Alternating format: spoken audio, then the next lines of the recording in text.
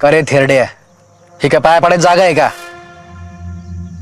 तू तर मरशीलच मरशील, मला पण मारशील. च्या आईला माझ्याच घरात फुकट खातो आणि मारायला माझ्या गाडी खाली येतो का?